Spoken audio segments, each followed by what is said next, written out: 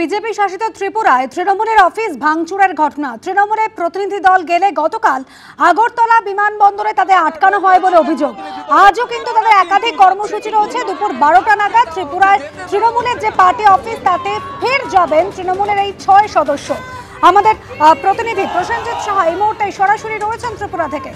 প্রসেনজিৎ, আজ সারাদিনে তৃণমূলে কি কি কর্মসূচি রয়েছে? অনুষো, আজ সকালেই কিন্তু আমরা যখন কথা বলছিলাম দেখলাম যে আগরতলায় একেবারে নিরাপত্তার চাদরে মুড়িয়ে রাখা হয়েছে যে হোটেলটিতে সেই 6 প্রতিনিধি দল রয়েছেন। তারপর তারা দুপুর 12টা নাগাদ নিজেদের কার্যালয়ে যাওয়ার কথা রয়েছে। সেখান থেকে এসপি অফিসে যাবেন এবং যে ঘটনা সংঘটিত হয়েছিল পার্টি অফিস ভাঙচুর এবং হামলার, সেই ঘটনার পরিপ্রেক্ষিতে কয়েকজনকে চিহ্নিত করেছে এবং তাদের নাম ধাম দিয়ে মামলা করা হবে লিখিতভাবে। এরপর তারা গভর্নর হাউস অর্থাৎ রাজভবনে রাজ্যপালের সঙ্গে দেখা করতে চেয়ে আবেদন করেছিলেন, কিন্তু এর আগে পূর্ব নির্ধারিত সূচি অনুযায়ী রাজ্যপাল থাকবেন না আগরতলায়। দুপুর নাগাদ বেরিয়ে যাবেন রাজ্য থেকে। দিল্লিতে তার একটি বৈঠক রয়েছে। সেই প্রতিনিধি দল যাবেন, গিয়ে স্মারকলিপি প্রদান করবেন রাজ্যপালের উদ্দেশ্যে। এবং এই সম্পূর্ণ যে কর্মসূচি রয়েছে সেটাকে কিন্তু কটাক্ষ করছে বিজেপি। তাদের বক্তব্য যে উত্তরবঙ্গের ভয়াবহ বন্যার পরিস্থিতি সামাল দিয়ে তারা ত্রিপুরায় এসেছেন বীরবাহা হাসদার যে জন্মদিন সেটা ডেস্টিনেশন বার্থডে সেলিব্রেট করতে। এবং তার পাশাপাশি বলছেন যে নিয়ম কানুন বলে রয়েছে, পশ্চিমবঙ্গে যেভাবে নিজেদের প্রশাসনকে মগের মুল্লুক বলে আখ্যায়িত করে বা তারা ভাবেন, ত্রিপুরায় সেরকম নয়। প্রশাসনিক স্তরে যে যোগাযোগ করার কথা রয়েছে, যে আবেদনগুলো করার কথা রয়েছে সেগুলো করেননি, না করে এখানে এসেছেন। এসে অজুহাত খাড়া করার চেষ্টা করছেন যে এখানে দেখা করছেন না, যোগাযোগ হচ্ছে না, গাড়ি পাচ্ছেন না। এগুলোকে কিন্তু কটাক্ষ করেছেন ত্রিপুরা বিজেপি। অনুসোয়া, ধন্যবাদ প্রসেনজিৎ।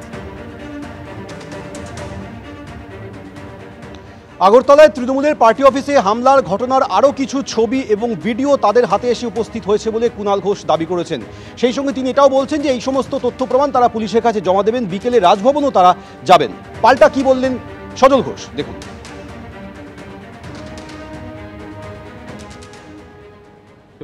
আমরা যাব এসপি অফিসে। পরশুর ভাঙচুরের ঘটনার অফিসিয়াল এফআইআর আমরা গতকাল পর্যন্ত চিঠি দিইনি, কারণ বহু নতুন ছবি নতুন ভিডিও আমাদের কাছে আসছে এবং ত্রিপুরার বহু মানুষ সেগুলো পাঠাচ্ছেন। তো ফলে কারা কি আমরা একদম চূড়ান্ত আইডেন্টিফাই করে আমরা অফিসিয়ালি কমপ্লেনটা করতে চাইছি। সেই মতোই ডিজির সঙ্গে কাল কথা হয়েছে। এরপরে আমাদের একটি কর্মসূচি রয়েছে। আমরা মাননীয় রাজ্যপালের আমরা সাক্ষাৎ প্রার্থনা করেছি, কিন্তু রাজ্যপাল মহোদয় আজ সম্ভবত দিল্লি চলে যাচ্ছেন। তার একটা কোনো জরুরি পূর্ব নির্ধারিত বৈঠক আছে। অনেকে বলছেন যে রাজ্যপাল মিট করতে চাইছেন না, তৃণমূলের দলকে ফেস করতে চাইছেন না। তার কারণ হচ্ছে এই সন্ত্রাস, এগুলো মানে কার্যত এই সিনটা থেকে পালিয়ে থাকতে চান। আবার একটি সূত্রে রাজ্যপাল ওখান থেকে কমিউনিকেট করা হচ্ছে যে উনি যেহেতু দিল্লি যাচ্ছেন উনি মিট করতে ইচ্ছুক, যদি উনি ফেরার পর আমরা আবার দেখা করি। ফলে আমরা রাজভবনে যাব, আমরা আমাদের স্মারকলিপিটি দেব এবং তারপরও যদি পরিস্থিতির পরিবর্তন না হয় তাহলে আমরা দলীয় নেতৃত্ব হয়তো আবার একটি টিম পাঠাবেন। উটি কাটাতে গেছে, কালকে দেখেছেন এ ওকে খাইয়ে দিচ্ছে, ও ওকে খাইয়ে দিচ্ছে। প্রতিবাদ করতে গেছে নাকি মোচ্ছব করতে গেছে? পুলিশ সরিয়ে নিলে না আর ডেপুটেশন দিতে হবে না। হ্যাঁ, ওনাদের উদ্দেশ্যে আবার ডেপুটেশন করবে।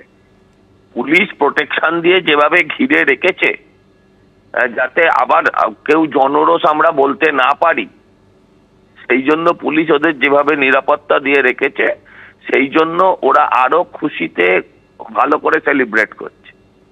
পশ্চিমবঙ্গে মানুষ তিতিবিরক্ত, পশ্চিমবঙ্গে মানুষ জ্বলছে, পশ্চিমবঙ্গ জ্বলছে।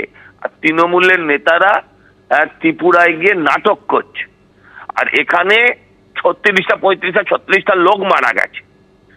এখানে আমাদের সাংসদ রক্তাক্ত হয়েছে, তার মুখের হাড় ভেঙেছে। সেখানে ওরা গিয়ে ত্রিপুরায় গিয়ে নাটক করছে। মানুষের ধৈর্যের একটা সীমা আছে।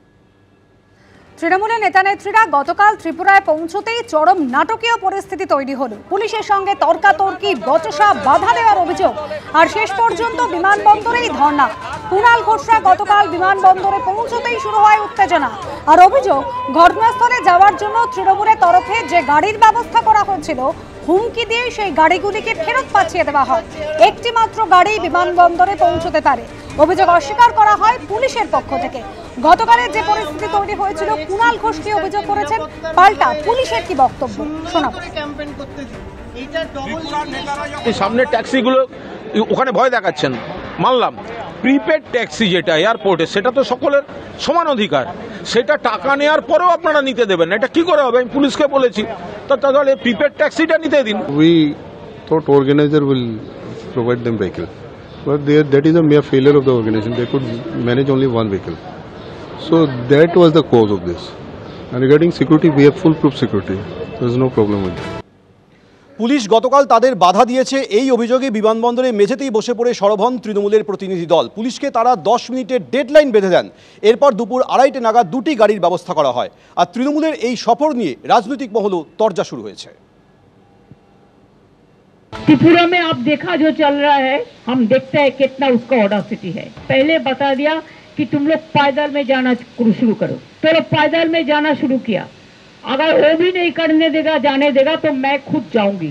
और लोकतंत्र का बात करते हैं, अभिषेक का गाड़ी भी पहले तोड़ा था। क्या जो है ही नहीं है, कुछ लोग ही नहीं, खाली साइन बोर्ड और कुछ नहीं है, लोग ही नहीं है इन लोगों का। তৃণমূলই নেই ওখানে, পার্টি অফিস কোথা থেকে থাকবে? তৃণমূল, সর্বভারতীয় তৃণমূল হচ্ছে সোনার পাথর বাটি।